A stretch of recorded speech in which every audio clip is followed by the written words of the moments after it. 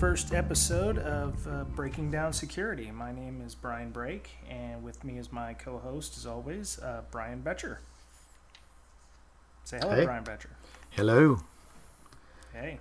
Ready to rock? All right, so this is our first. Yes, I am. Our first episode is going to be about hashing and some of the history of it and how we do it and what we do it with and why we do it. Right. So, what is a hash? Well, a hash is a function that takes any size input and creates a fingerprint of fixed length. Right? So you can put in the letter A and it'll give you a fixed length string, whatever size you want, say 128-bit. Or you can put in an encyclopedia, right? It'll give you the same fixed length string or something different. Yeah, it's supposed to be, depending on what you use, it'll give you, like SHA-1, for instance, which is a specific kind of hash, will give you always give you a 40-digit length value, regardless of how much data you put in it or, not put in it. So, yeah. And one thing unique about hash algorithms is you change one little thing inside your input, and the output should be completely different. For example, with the encyclopedia, if you take, you get a hash of the encyclopedia, right? And then you take that same encyclopedia, you go somewhere in there, change a comma to a period, right? And you should get a completely different hash. That's correct. Yep. And depending on what type of hash you use, the length of the hash value can be from as small as 10 characters all the way up to several hundred characters long, depending on how many characters are or how many bits are allowed inside the hash value. So the more you have, the harder it is to crack. Right, because there's more possibilities for the output string. Yeah. That's right. So in the case of 128-bit hashing, which is considered small by today's definition, that's as many grains of sand in the Sahara Desert. That's a pretty big number. That's right. But even with that seemingly infinitesimal amount, you're going to still, especially with MD5, you're going to have what they call collisions, or you're going to have some value that you could put in that will often be a hash for another value. Like if your password is 123 and you get a hash value from MD5 from that, if you were to put in CBA or whatever, that could also end up being the same hash value in MD5. So those are what they call collisions, and you can get those quite easily. Yeah. Collisions, yeah. Theoretically, there's an infinite amount of collisions, because when you take an input of any size, right, but your output is only a fixed length, a small fixed length, you're, in theory, going to have collisions, right? So I'm glad you brought that up. Let's talk about the birthday paradox, right? Birthday paradox says that, hey, if you have 23 random people in a room, there is a 50-50 chance that two of them will have the same birthday. That's crazy. So 50% of the people, 50% of 23 people, there's a 50% chance that they will have the same birthday. At least two people. Right. At least two people will have the same birthday. There's a 50-50 shot. Okay. Now, you increase that amount to 60 people, you got a 99% chance that two people in that 60 will have the same birthday. That's crazy. That's incredible. Yeah. I mean that's so. Like a football stadium's got 25,000 people. You're going to have numerous people probably on one day, not just two people. So you could find multiple people on one day. Right. So because you really only have 365 or 366 chances of a hash coming up. So you wouldn't want to use a a hash with that few amount of values to Right. And make a password with. you keep increasing the amount, and you can guess the day with a 50-50 chance. And I don't know the answer to that. Maybe we should put that on our blog. Whoever can figure that out, we'll give them something. What? You mean like how many times it would take to figure out a 50-50 chance?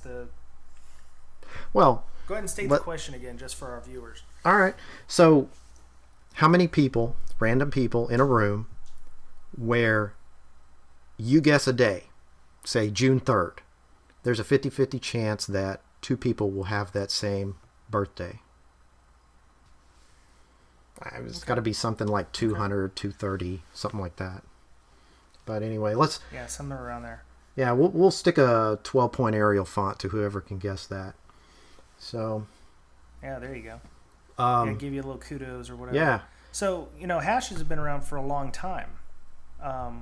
They were actually surmised by two people, Whitfield Diffie, Dr. Whitfield Diffie, and Martin Hellman, who back in 1976 created a paper identifying the need to create a hash function as a building block in creating digital signatures.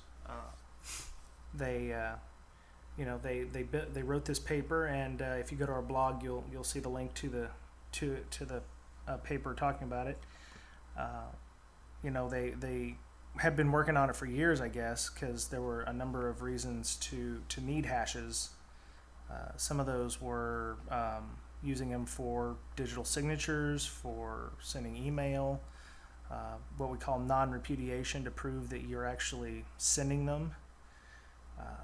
Most people use it for detecting data changes. When they download files from websites, they can go back to the original website and run an MD5 hash and compare it to the one on the website to find out if the data is actually correct and wasn't altered when it was downloaded.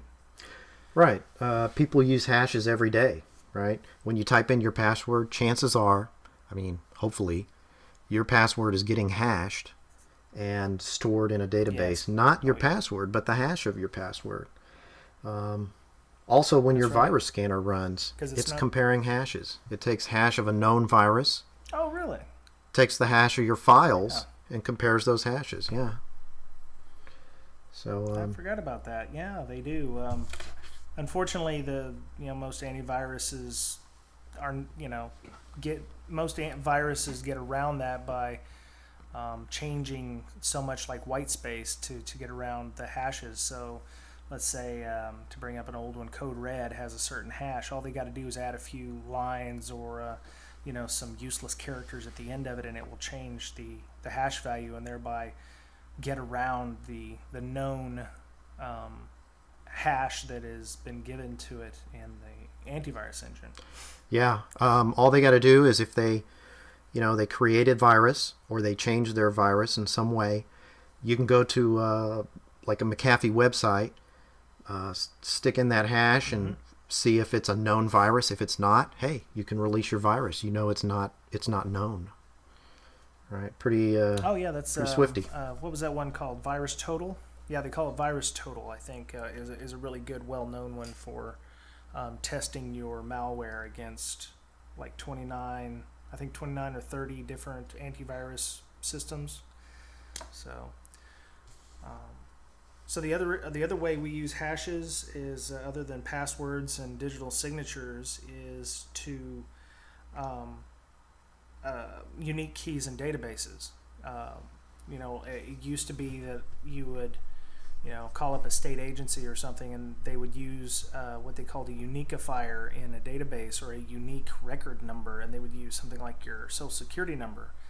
Well, as they've found, it is not exactly safe to use your social security number as a uniqueifier in a database, because it makes the database much easier to dump, because if they have a sequential number and they know that social security number is being used, then they would know automatically that they can just run the numbers and have your information. So what they do to help randomize it is they create a special hash to tie to a tied to a specific record, and that kind of makes it harder for somebody to dump the database if they don't know the exact values involved. So let's talk about, say, how would a hash be used practically? Like, for example, to store passwords. So what happens is you type in your password. The server then takes the password that they're given. They hash the value, and they store that value in the database. They don't store your password. They store the hash value. Why don't they need your original password? Well, they don't want to store that. They don't want to have anything to do with, the actual password. They just want to store a fingerprint of your password. They don't want to know it. Let's talk about the one-way nature having the original password isn't good. Hash algorithms. Sure. Well, the fact that it is, hashes are not like encryption. Hashes are not meant to be decrypted or to be derived back to their original to the original value. That's what sets hashing apart from encryption. You don't have a dehashing key or anything like that, like you do in encryption that will take an MD5 hash and turn it back into 123 cat or something like that. So that's supposed to increase the security with when you save your passwords or you save information in a database. Of course, as computers get bigger and more powerful, they get faster and are able to launch certain attacks on hashes that will you can use brute forcing, or you can use rainbow tables to right. So figure out. So the idea is, if a hacker hash. finds the key, or if he comes up with the key, he can't just use the key to get everyone's passwords. There has to be a lot of computation to find a certain password. The only way to find the password from the hash is to guess the input to the hash function and then compare the actual value to what was created just now. So in other words, let's talk brute force attacks. That is, you'll take a set of inputs, say the alphabet, and you start with the letter A, and you hash that, and then you take that output and compare it, and then you go to the letter B, hash it, get the output and compare them. You go through all that, and you may go to a length of 2, length of 3, length of 4, go all those combinations until you find a match. And that's what we talked about with the birthday paradox, right? You're looking for two people with the same birthday. Same way, you're looking for a hash value that matches, right? Yep. Yeah, but it takes a very long time to brute force a password without knowing certain things like how long the password is, or the complexity of the password. So it could take a very long time to try every combination, especially if somebody did not use a dictionary word. You've got to have a lot of CPU or GPU to be able to crack those successfully like that. Right. So a dictionary attack would be you take words, common words that people might use in their passwords, and use those as the inputs, right? Or combinations of those. That's right. And then some are so sophisticated as to the letter I, you substitute that for a 1 and see if that works. Things like that. Yep.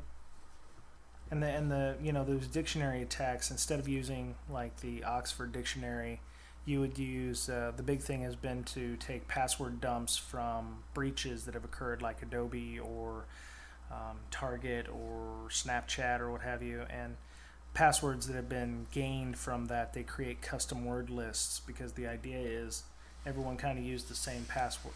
Everyone uses the same password, so they try the top 10,000 or so passwords against known usernames, or some people use the same passwords on multiple sites. So having those password lists make it a lot easier if you're taking the Facebook hash, password list and using it on LinkedIn. Some people use the same passwords there, so that can increase your chances of, gaining access to people's accounts. So it's important. That's why they tell you it's important to use different passwords. Right. Different And sites. and I have a friend of mine named Leroy has firsthand experience on this too.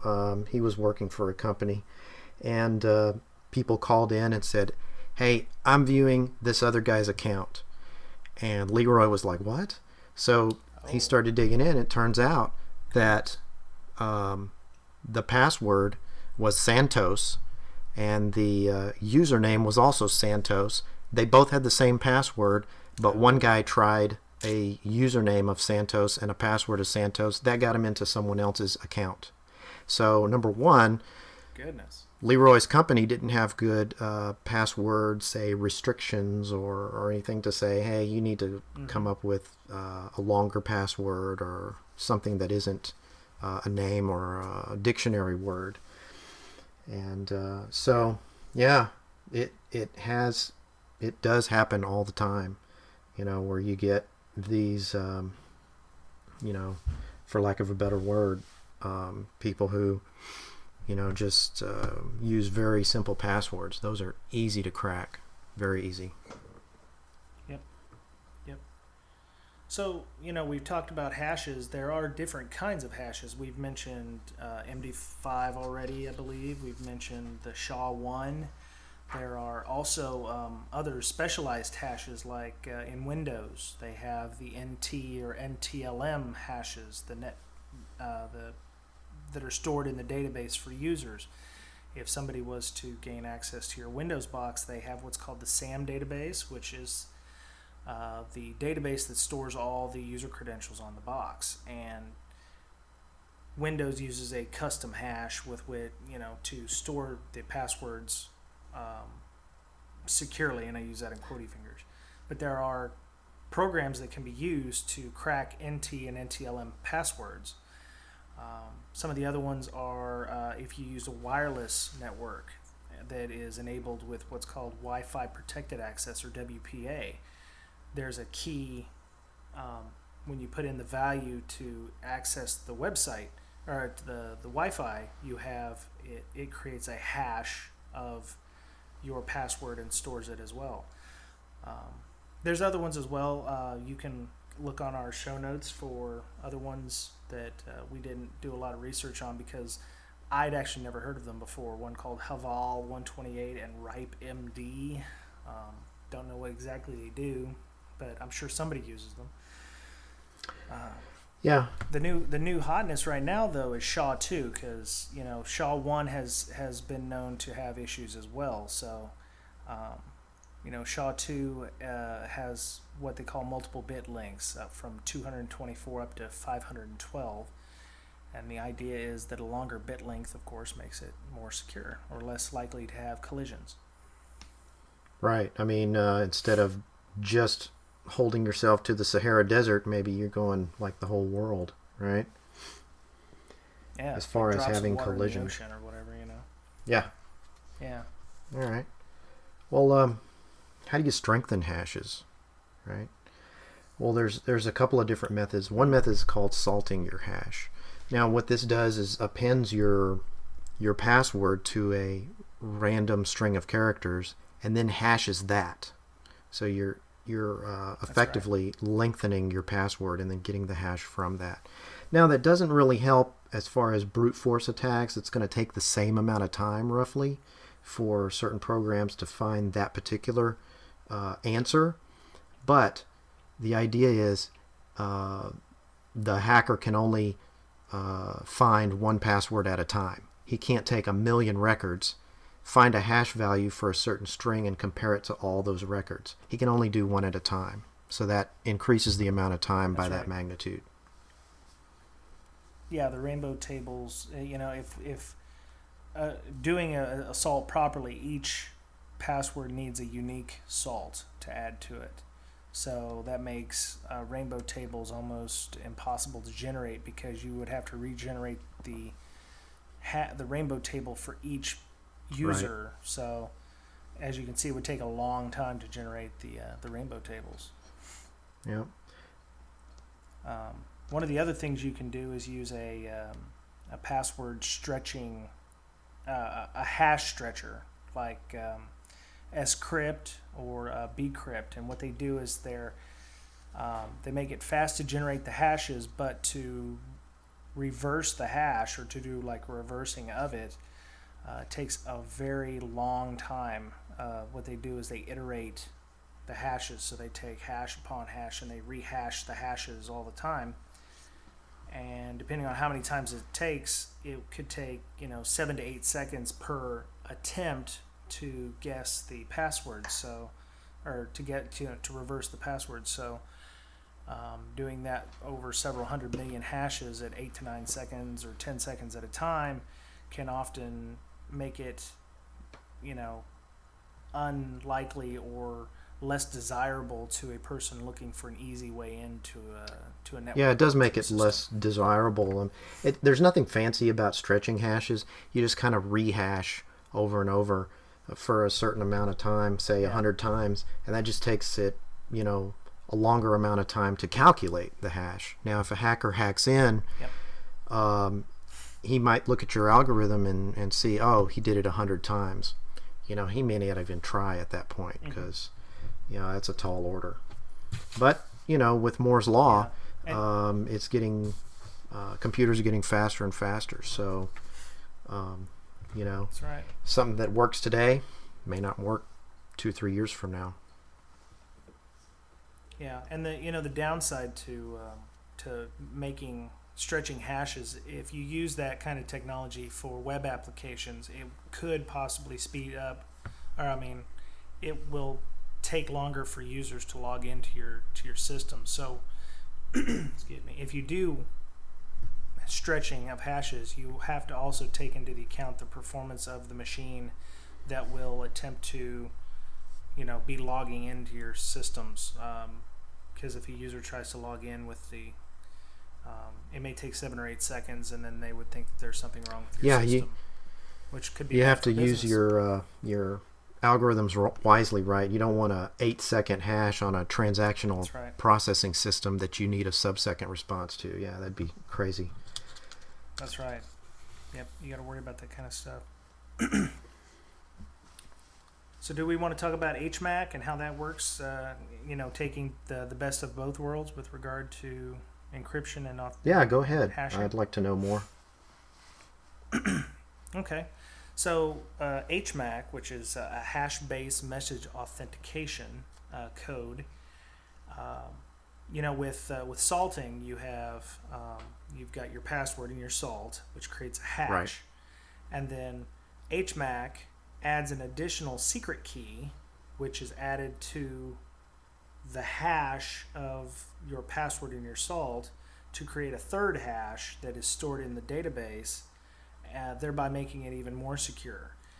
The difference between a secret key and on HMAC and just a regular salt is you really can't store the secret key in the same database as the salt and the final key, the final hash, because someone having that would be able to use the secret key to validate a password. Right, so if your database is compromised, they could get the secret key and the salt. So the secret key has to be stored somewhere else. That's right, in a separate secure location. So even if they were able to dump the database and they have your hash and your final hash and your salt, it would almost be impossible for them to crack the final hash because they don't have the secret key with which to do that. Now, if they found the server on which all your secret keys were stored, then the jig would be up. So you'd want to make sure that that's in a really super secret location on your network and behind some really tight security. So, and if you don't want to do HMAC, the last option is just to encrypt the hash with like AES 256-bit. That's another way of doing it as well. So. But you want to be careful not to be too secure in some instances, right? You got to find out what you're protecting. Yeah, exactly. You're not, if you're protecting little, it depends on how paranoid you want to get or how expensive the data is. how far you want to go. If it wants to, you've got Fort Knox, saving an old tire or something. It doesn't make any sense. You want to only the highest level security and information. Only the highest level of information needs to be behind the highest levels of security. So you have had some experience, Mr. Betcher, in cracking hashes. And, I've tried doing it with AirCrack for wireless, but you've actually used Hashcat, right, to attempt to crack a password of a user that you had trouble with earlier? Yeah. I had to find this account, username and password, and so that we could switch computers out. We had an older computer and we needed to upgrade. Well, password got lost, right? Okay. So I had to crack the password. So I, installed Hashcat. Was doing about 4,000 hashes per second, which I thought was pretty good on my laptop. But it didn't work out right. So then I figured out how to use my GPU, and I was doing about 70,000 hashes per second, which, hey, yeah, not bad. Good, so yeah. Hashcat, great program. I recommend it. It only took me a couple of hours from start to finish. Not to hash the pass or to crack the password, but to install it, get to know how to use it, come up with a few scenarios based on what we thought the password was going to be. And started rocking and rolling in a couple hours. Just to put that into context, to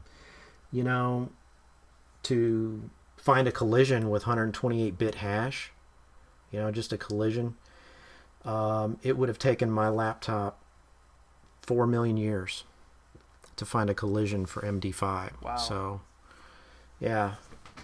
So it's not going to be something where, I'm going to install Hashcat and I'm going to just freaking find all these passwords. No, there's a lot of complexity out there. The one I was trying to crack had a salt, which didn't matter because I was only trying to find one. So great tool. You can do all kinds of combinations. Like if you know the first 3 digits are letters, and maybe there's a couple of numbers at the end. Well, you can program that into Hashcat, and it'll take that into account. So you can skip millions or billions of potential inputs and get to brass tacks.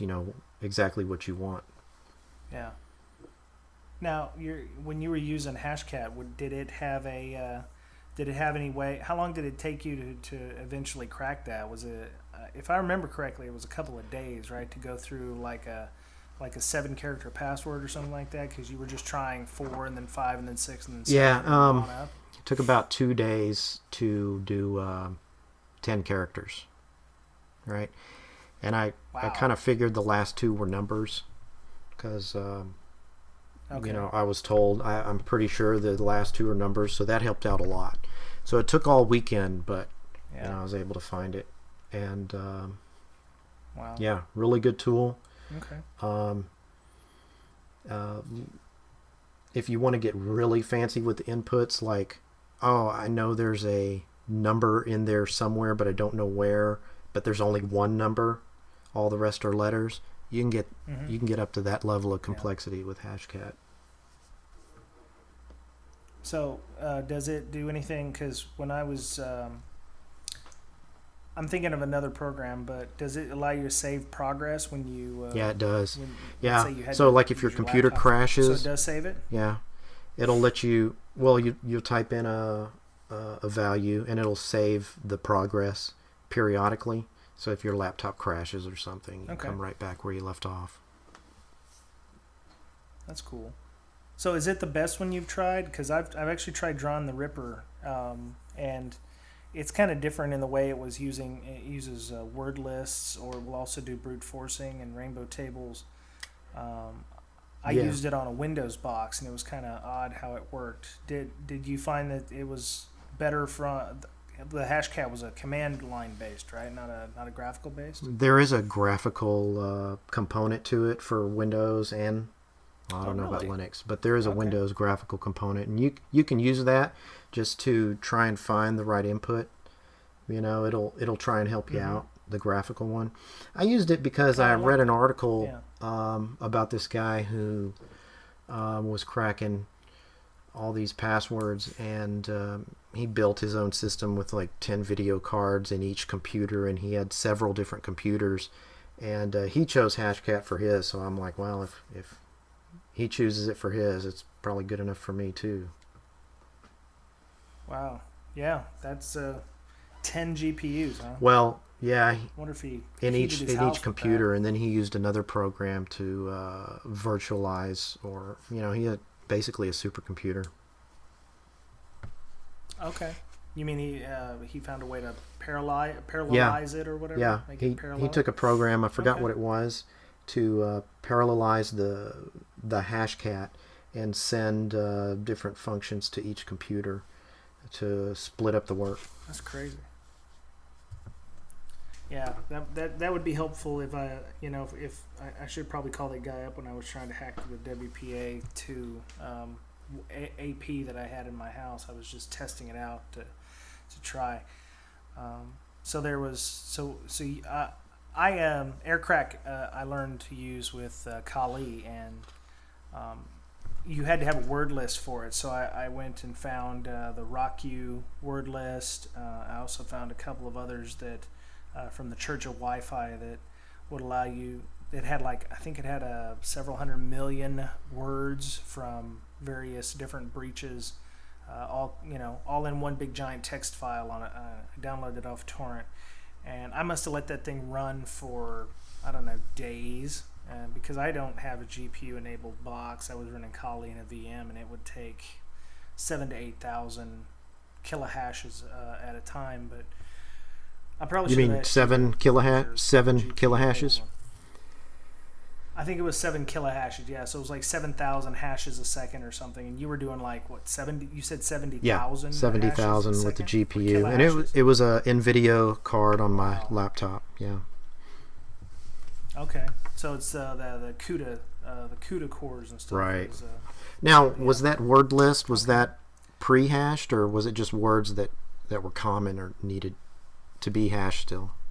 Well, with I think it was just it was just regular word list, and you could for WPA2 you have to have a minimum of 8 characters. So before I did that, I parsed the word list for anything that had less than 8 characters and more than 63, because WPA only allows for eight from anywhere 8 to 64 characters. So there were some in there, so I was able to shrink the word list. But I ran through several of those and was still unable to find the password I needed. So I was just doing it as a proof of concept to show that I could actually do it. It was fast. You could actually see the HMAC address and the EA, the different hashes that are generated by the WPA2 um, Yeah. program. So. But I found it quite interesting, and it was just an exercise, something to do on the weekend when I was bored out of my mind. So, All right. um, so is there anything else we want to talk about? I mean, if we forgot anything, I guess we'll post the show notes on the blog. But, so is it something you think we should do on our regular jobs? If there's a way to hash something, we should do it, or should we go for encryption instead over hashing? Well, I think taking this For databases conversation and stuff. into context, if you have something that's going to be easy to sort of reverse engineer, like a pin, don't hash it. Maybe you can hash it and then encrypt it or something like that, but don't hash something so easy as a PIN or credit card number or a social security number, something like that. Even sticking a salt in there or stretching. I mean, the input is so easy. It's just a bunch of numbers, right? And a fixed link number at that. Yeah. So hashing. Yeah, so we need to add what additional salting and do Well, let's say the social security number bit. If we had a social security number stored in a database, we would want to make sure that we also encrypted the database on top of hashing because we want to make it as difficult as Right. possible, right? Right. Yeah, maybe we can get an expert in future, podcasts to see what they would recommend, right? But definitely don't, I agree.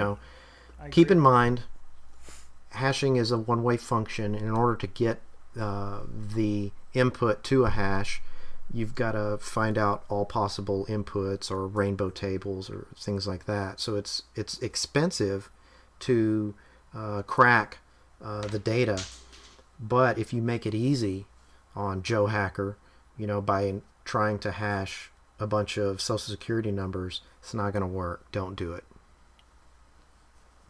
That's right. Try to make it. You gotta. It's almost like passive resistance. You gotta. Make it hard for them to. And don't say things like, "Well, I'm not using this broken hash algorithm. I'm using the top of the line." Well, if you're hashing ABC, it's still going to be found. Easy. That's easy. That's right. That's right. Yep. And if you don't salt it, then everybody else who uses ABC will also fall. That's what they found in the Adobe breach, that a lot of people are using the same passwords because the passwords weren't hashed properly with salt. So, or if they were salted, then they were not using different random salts. Now, was that the one where the list that you had we were playing a little game, like can you guess the password? And I think Jordan 23 was one of them that was in there. I might have been able to find that online and was looking through that. Yes, there was quite a bit. One of them I believe was, sports teams. So it does happen. You're like, people don't make passwords with their favorite sports teams, but I saw several Jordan 23. I saw, I believe FU Adobe was in there too, except the full word was in there. So, and it was used more than once apparently. Right. So, many people had a very negative opinion of Adobe. And what percentage of those passwords were used by multiple people? I want to say that they had found like 10,000 common passwords or something like that. So it was really, out of the several million, they found like 10,000 total that were used by more than one person. So they showed like the common values. I wish I had those, but I don't have them with me anymore. But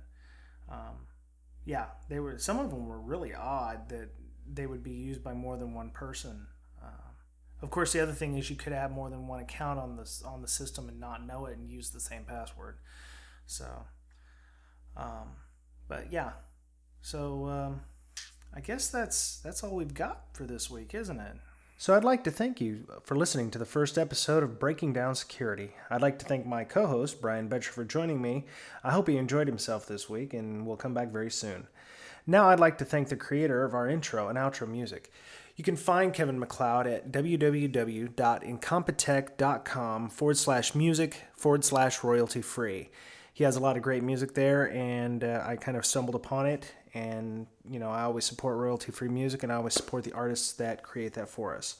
I expect I'll be sending him some filthy lucre soon to help pay for some of his costs. If you find yourself in need of some stock music, head on over there, and I'm sure he has something that you will just love.